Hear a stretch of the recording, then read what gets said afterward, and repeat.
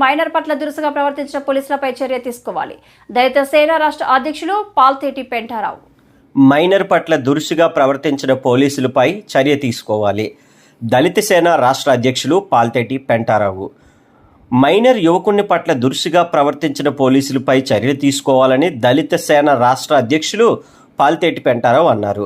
ఈ మేరకు శుక్రవారం డాబా గార్డెన్స్ ప్రెస్ క్లబ్లో ఏర్పాటు చేసిన మీడియా సమావేశంలో ఆయన మాట్లాడుతూ, అదృశ్యమైన బాలుడిని పట్టుకొని పోలీసులు అతనిని ఆమె తల్లిని వేధించడం సరికాదన్నారు.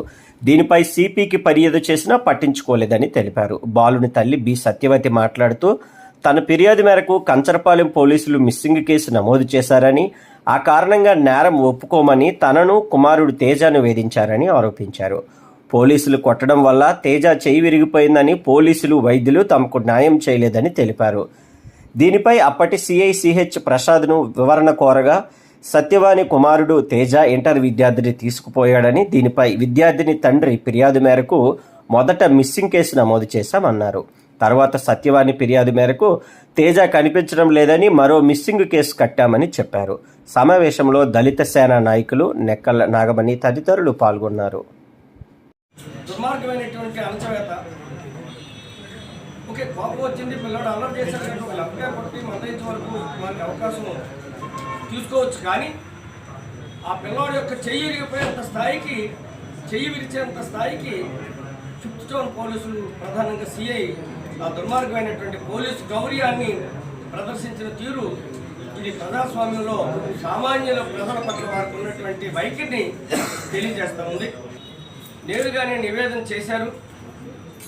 మీకు ఏ సమస్య వచ్చినా నా ఫోన్ నెంబర్ ఇస్తున్నాను, ఆ ఫోన్లో మాట్లాడండి చెప్పి ప్రకటించినటువంటి కమిషనర్ ఆఫ్ పోలీస్ బక్సీ గారు మరి ఆ తల్లి వేదన పట్ల మరి వారికి విషయం అర్థం కాలేదో లేకపోతే అది సమస్య కాదని అనుకున్నారో తెలియదు. కానీ డాక్టర్స్ ఎమ్మెల్సీ కేసు అయినా కానీ ఆపరేషన్ అవసరం అని చెప్పి చెబుతూనే ఆపరేషన్ చేయకోకుండా పిల్లడికి వీరు కాదని వారు, వారు కాదని వీరు తిప్పుకుంటూ నేటికి 10 రోజులుగా ఆ పిల్లడు ఆరోగ్యంతో చెలగాటమైనటువంటి కేజీహెచ్ వైద్య సిబ్బంది యొక్క నిర్లక్ష్యాన్ని కూడా మరి ఉదాహరణతో పాటు చెప్పేదానికోసం నేను కూర్చున్నాను. మీకు అందరికీ గతంలో నేను తెలుసు, నేను బంగారు సచివాని దళిత సేన ఆధ్వర్యంలోని, మాలన్ మహానాడు ఆధ్వర్యంలోని చాలాసార్లు చాలా ప్రోగ్రామ్స్లోని సోషల్ యాక్టివిటీస్లో ఇక్కడ కూర్చున్నాను.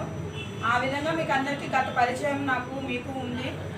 ఈరోజు నా సమస్య మీద కూర్చున్నానండి. సృష్టిలోని ప్రతి తల్లికి కూడా బిడ్డ అంటే చాలా ఉన్నతమైనది.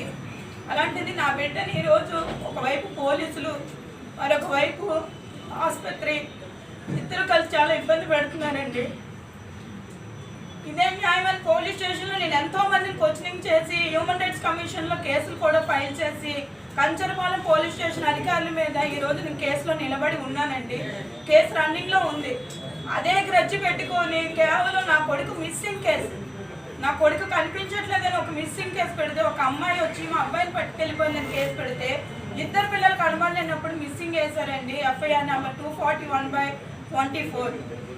అందులో మిస్ అయిన పిల్లలు దొరక్క ముందే దాన్ని కిడ్నాప్ కేసు కింద మరో ఎఫ్ఐఆర్ ఫైల్ చేసి, ఆ అబ్బాయి కిడ్నాప్ చేసినట్టు, ఆ అబ్బాయికి నేను ప్రోత్సహించినట్టు, ఎటువంటి ఆధారాలు లేకుండా నన్ను, నా కొడుకుని కిడ్నాపర్స్ అనేసి, ముద్దాయిలు అనేసి స్టేషన్లో బయలు తీసుకోమని, నేరం ఒప్పుకోమని, నన్ను బట్టలు లేకుండా సార్, ఈ పైట లేకుండా నన్ను వీడియోలు తీశారు. ఇవన్నీ సీసీ కెమెరాల్లోని రికార్డ్ అయ్యాయి అక్కడ పోలీస్ స్టేషన్లో. నేను ఒక గౌరవంగా ఈ రోజు వరకు స్టేషన్ ముందుకి ఒక సోషల్ వర్కర్గా మంచి సర్వీస్ ఇచ్చానండి. ఈరోజు నేను ఒక ఆడదాన్ని సిగ్గు విడుచుకొని మీడియా ముందుకి రోజు వచ్చాను అంటే నేను ఇంకెవరికి సర్వీస్ ఇవ్వగలనండి? నా ఆవేదన దయచేసి మీ మీడియా వాళ్ళ ముందు నేను పెట్టుకుంటున్నాను. నన్ను దయచేసి ఆడదానికి జరగకూడదు, ఇంకో తల్లికి జరగకూడదు అని నేను సామాన్యురాలుగా ఇక్కడ కూర్చున్నాను. ఈరోజు అనేక సంఘాల్లో పనిచేశానండి. నేను 12 సంవత్సరాలు నా భర్తకు దూరంగా ఉండి నా సర్వీస్ అంతా సోషల్ వర్క్గా చేసుకుని వచ్చాను ఈ రోజు వరకు. కానీ ఒక మిస్సింగ్ కేసుని కిడ్నాప్ కేసు కింద మార్చి పోలీసులు మమ్మల్ని రకరకాలుగా ఇబ్బంది పెట్టి, మైనర్ అబ్బాయిని నా కళ్ళ ముందునే కొడుతుంటే నేను ఆపడానికి ప్రయత్నిస్తే నాతో కూడా అసభ్యంగా ప్రవర్తించారు. స్టేషన్ అంతా ఒక అరగంట సేపు బ్లాక్ చేశారండి. వచ్చిన నన్ను కాపాడడానికి వచ్చిన వాళ్ళని కూడా బయటికి తోసేసి గేట్లు వేసిన సందర్భం వచ్చింది. అంటే ఇది ఏమనుకోవాలి, నేను చేసిన పాపం ఏంటి అంటే నిజం మాట్లాడడమా లేకపోతే సోషల్ వర్క్ చేయడమా నేను చేసిన తప్పండి. ఇంకా సీఏ గారు కొట్టడం వల్ల ఈ చిలకల వేలు ఇక్కడ ఫోన్ ఇరిగిపోయింది. 16 సంవత్సరాలు నా కొడుక్కి, 16 సంవత్సరాల అబ్బాయికి ఫోన్ ఇరిగిపోయి ఈరోజు హాస్పిటల్ కోసం మేము అడిగితే పోలీసులు మేము ఎందుకు ఇస్తామని అడిగారండి. పోలీసులు ఎందుకండి ఇస్తారు, మేము ఇవ్వలేదు. అక్కడ పోలీసులు అలా చేశారని అన్యాయం అయిన మేము ఆసుపత్రికి 108లోని ఫోన్ చేసి అక్కడి నుంచే మేము పోలీస్ స్టేషన్ నుంచి నేరుగా వెళ్ళామండి. ఆసుపత్రిలో కూడా మాకు ట్రీట్మెంట్ సరిగ్గా వ్యవహరించలేదండి. ఈ రోజు వరకు బాబుకు ఆపరేషన్ అవ్వలేదు. అనేసి బాబుని ఆసుపత్రిలో నేను జాయిన్ చేసుకున్నారండి. బుధవారం నైట్ 10:30కి జాయిన్ చేసుకొని ఆపరేషన్ అని చెప్పి మొత్తం ఇంజక్షన్ తిమ్మిర్లు అన్నీ ఇచ్చేసారండి. మళ్ళీ ఆపరేషన్ లేదు, అబ్బాయిని తీసుకెళ్ళిపోండి అని నిన్న ఉదయం పంపించేశారండి. దేనికి మత్తు ఇచ్చారు, దేనికి తిమ్మిరి ఇచ్చారని అడిగితేనేమో ఆ సిబ్బంది అంతా ఒకటైపోయి మీరు ఎమ్మెల్సీ కేసు ఎమ్మెల్సీ తెచ్చుకోవాలి, పోలీస్ స్టేషన్కి వెళ్ళి మీరు మెమో తెచ్చుకోవాలంటున్నారు. పోలీసులే కొడితే మేము ఆసుపత్రికి వెళ్తే ఆసుపత్రిలోని వైద్యం పొందకపోయి మేము ఎక్కడికి వెళ్ళాలండి. ఈ రోజు నేను రూపాయి అప్పు అడిగితే మీరు ఎవరో ఒక నన్ను చూసి నా సర్వీసును చూసైనా నా మీద కనీసం ధర్మమైనా చేస్తారు. కానీ ఇంత సర్వీస్ చేసి మన కోసం ఉంది ప్రభుత్వం అన్నప్పుడు ప్రభుత్వ ఆసుపత్రి ప్రభుత్వ సిబ్బందులు మాకు ఇలా ఇబ్బంది పెడితే మేము ఎవరి దగ్గరికి వెళ్ళి ఆవేదన పరుచుకోవాలి చెప్పండి.